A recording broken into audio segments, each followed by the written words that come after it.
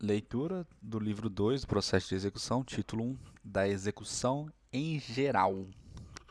Disposições gerais. Este livro regula o procedimento de execução, fundado em título extrajudicial, e suas disposições aplicam-se também no que couber aos procedimentos especiais de execução, aos atos executivos realizados no procedimento de cumprimento de sentença, bem como os efeitos de atos ou fatos processuais a que a lei atribuir força executiva. Aplica-se subsidiariamente à execução as disposições do livro 1 da parte especial.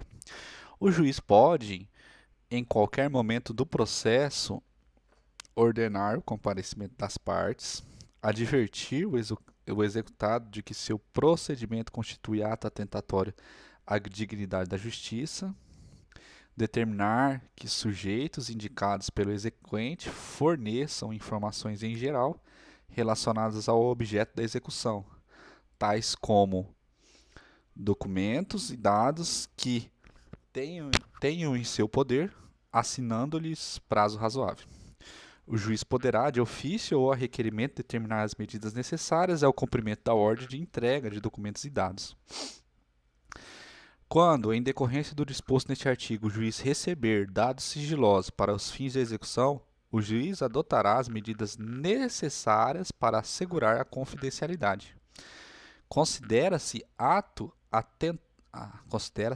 atentatória à dignidade da justiça, a conduta comissiva ou omissiva do executado que frauda a execução, se opõe maliciosamente à execução, empregando ardis e meios artificiosos, dificulta ou embaraça a realização da penhora, resiste injustificadamente às ordens judiciais.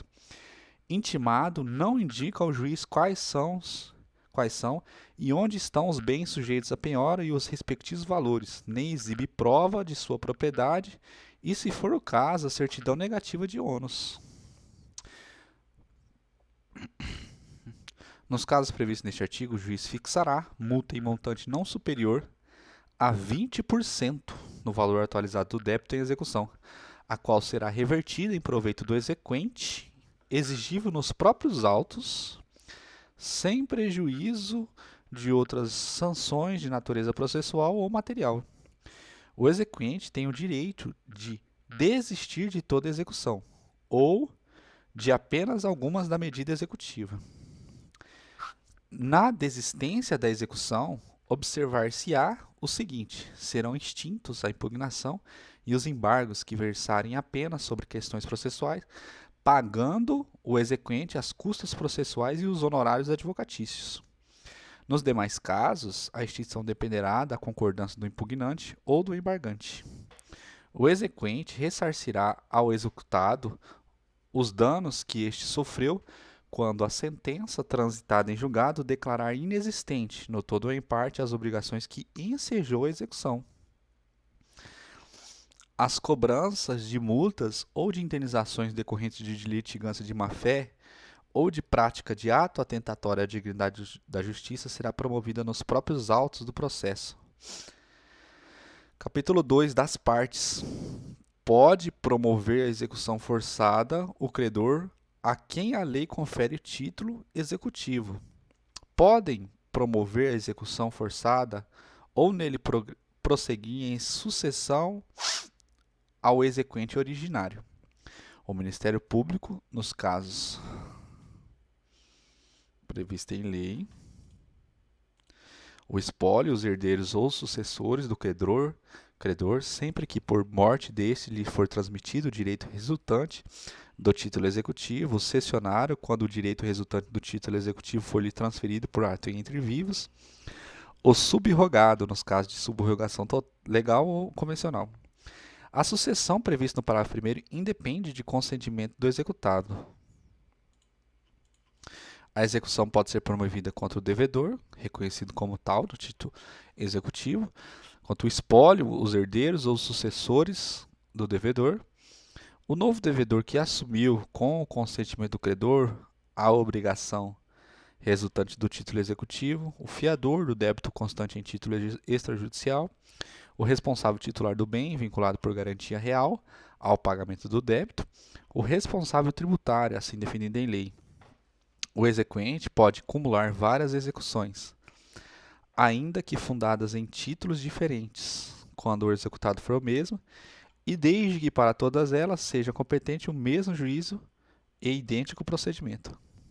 Capítulo 3 da competência. A execução fundada em título extrajudicial será processada perante o juiz competente, observando o seguinte: a execução poderá ser proposta no foro de domicílio do executado, de eleição constante no título, ou ainda de situação de bens a ele sujeitos. Tendo mais de um domicílio, o executado poderá ser demandado no foro de qualquer deles. Sendo incerto ou desconhecido o domicílio do executado, a execução poderá ser proposta no lugar onde foi encontrado ou no foro de domicílio do exequente. Havendo mais de um devedor com diferentes domicílios, a execução será proposta no foro de qualquer deles, à escolha do exequente. A execução poderá ser proposta no foro do lugar em que se praticou o ato, ou em que ocorreu o fato que deu origem ao título, mesmo que nele não mais resida o executado. Não dispondo a lei de modo diverso, o juiz determinará os atos executivos e o oficial de justiça os cumprirá. O oficial de justiça poderá cumprir os atos executivos determinados pelo juiz, também nas comarcas contíguas de fácil comunicação e nas que se situem na mesma região metropolitana, sempre que, para a efetivação a execução, for necessário o emprego de força policial, o juiz requisitará. A requerimento da parte, o juiz pode determinar a inclusão do nome do executado em cadastro de inadimplentes. A inscrição será cancelada imediatamente se for efetuado o pagamento, se for garantida a execução ou se a execução for extinta por qualquer outro motivo. O disposto no parágrafo 3º e 4º aplica-se à execução definida em título judicial. Capítulo 4 dos requisitos necessários para realizar qualquer execução.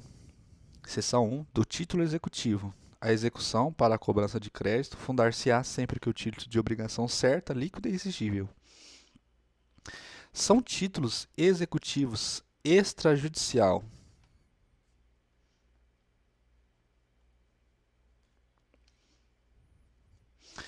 A letra de câmbio, a nota promissória, a duplicata, a debênture e o cheque, a escritura pública ou outro documento público assinado pelo devedor, o documento particular assinado pelo devedor e por duas testemunhas, o instrumento de transação referendado pelo Ministério Público, pela Defensoria Pública, pela Advocacia Pública, pelos advogados dos transatores ou por conciliador ou mediador credenciado por tribunal. O contrato garantido por hipoteca, penhor, anticrese ou outro direito real de garantia e aquele garantido por caução. O contrato de seguro de vida em caso de morte, o crédito decorrente de foro e laudêmio, o crédito documentalmente comprovado decorrente de aluguel de imóvel,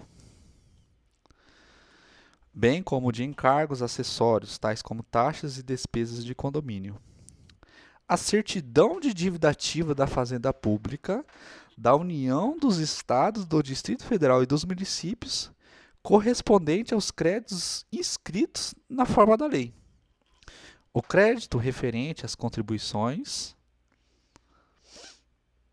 ordinárias ou extraordinárias de condomínio edilício previsto na respectiva convenção ou aprovadas em Assembleia Geral, desde que documentalmente comprovadas. A certidão expedida por serventia notarial ou de registro relativo aos valores de emolumentos e demais despesas devidas pelos atos por eles praticados, fixados nas tabelas estabelecidas em lei. Todos os demais títulos aos quais, por disposição expressa, a lei atribuir força executiva. A propositura de qualquer ação relativa ao débito constante de título executivo não inibe o credor de promover-lhe a execução. Os títulos executivos extrajudiciais oriundo de países estrangeiros, não depende de homologação para serem executados.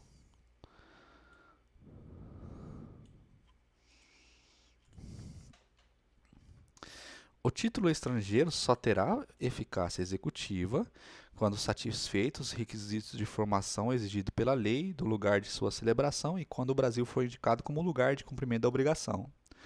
A existência de título executivo extrajudicial não impede a parte de optar pelo processo de conhecimento, a fim de obter título executivo extrajudicial. Seção 2 da exigibilidade da obrigação. A execução pode ser instaurada caso o devedor não satisfaça a obrigação certa, líquida e exigível, consubstanciada em título executivo. A necessidade de simples operações aritméticas para apurar o crédito exequendo não retira a liquidez da obrigação constante no título. Se o devedor não for obrigado a satisfazer sua prestação, senão mediante a contraprestação do credor, este deverá provar que o adimpliu ao requerer a execução, sob pena de extinção do processo. O executado poderá eximir-se da obrigação, depositando em juízo a prestação ou a coisa, caso em que o juiz não permitirá que o credor a receba sem cumprir a contraprestação que lhe tocar. O credor não poderá iniciar a execução ou nela prosseguir se o devedor cumprir a obrigação, mas poderá recusar o recebimento da prestação se ela não corresponder ao direito ou à obrigação estabelecida no título executivo, caso em que poderá requerer a execução forçada, ressalvado ao devedor o direito de embargá-la. O devedor, capítulo 5 da responsabilidade patrimonial.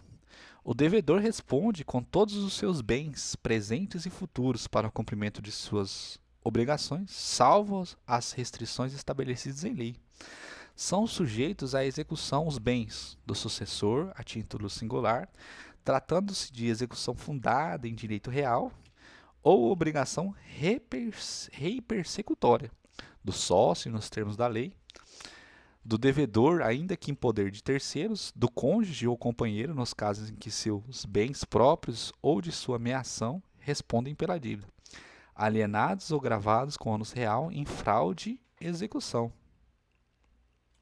cuja alienação ou a gravação com ônus real tenha sido anulada em razão do reconhecimento em ação autônoma de fraude contra credores.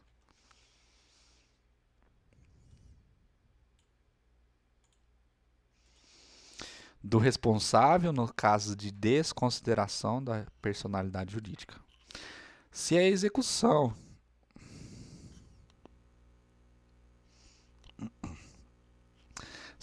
tiver por objeto a obrigação de que seja sujeito passivo proprietário de terreno submetido ao regime de direito de superfície ou o superficiário, responderá pela dívida exclusivamente. O direito real do qual é o titular o executado, recaindo a penhora ou outros atos de constrição exclusivamente sobre o terreno, no primeiro caso, ou sobre a construção ou a plantação, no segundo caso.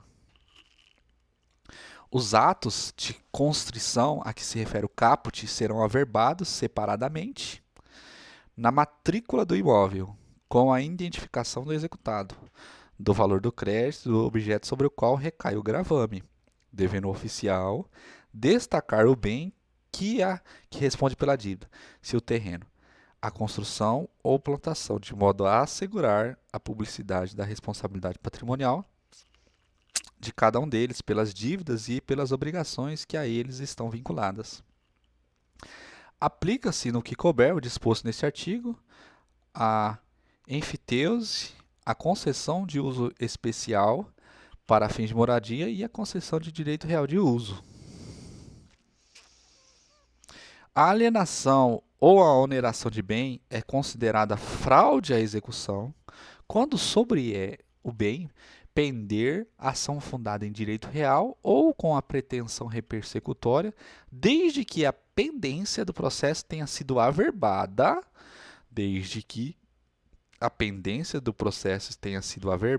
no respectivo registro público, se houver. Quando tiver sido averbada no registro do bem, a pendência do processo de execução na forma do artigo 828. Quando tiver sido averbada no registro do bem, hipoteca judiciária ou outro ato de constrição judicial originário do processo, onde foi arguida a fraude. Quando, ao tempo da alienação ou da oneração, tramitava contra o devedor ação capaz de reduzi-lo à insolvência, nos demais casos previstos em lei. A alienação em fraude de execução é ineficaz em relação ao exequente.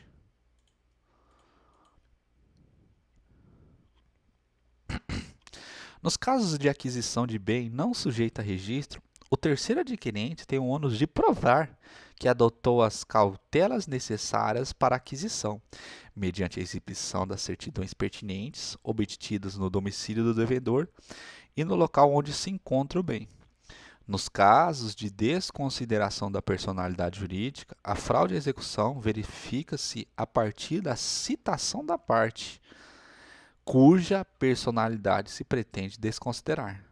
Nos casos de desconsideração da personalidade jurídica, a fraude à execução verifica-se a partir da citação da parte, cuja personalidade se pretende desconsiderar. Antes de declarar fraude à execução, o juiz deverá intimar o terceiro, adquirente, que, se quiser, poderá opor embargo de terceiro no prazo de 15 dias. O exequente que estiver por direito de retenção na posse de coisa pertencente ao devedor não poderá promover a execução sobre outros bens, senão depois de escutida a coisa que se achar em seu poder. O fiador, quando executado, tem o direito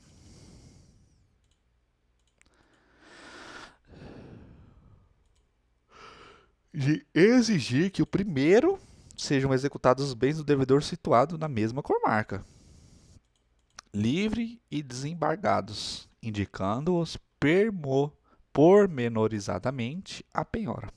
Os bens do fiador ficarão sujeitos à execução se os do devedor, situação na mesma comarca que os seus, forem insuficientes à satisfação do direito do credor. O fiador que pagar a dívida poderá executar o afiançado nos autos do mesmo processo. O disposto no caput não se aplica se o fiador houver renunciado ao benefício de ordem.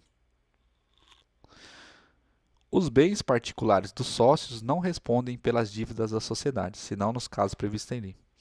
O sócio réu, quando responsável pelo pagamento da dívida da sociedade, tem o direito de exigir que o primeiro seja escutido os bens da sociedade.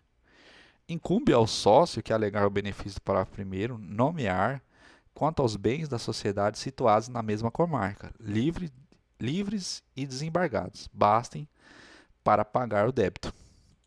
O sócio que pagar a dívida poderá executar a sociedade nos autos do mesmo processo.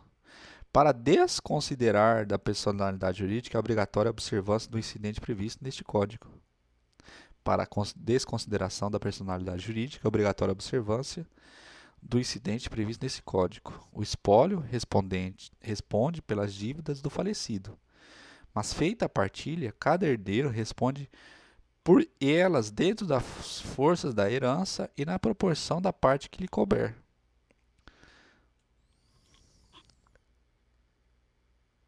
Fim.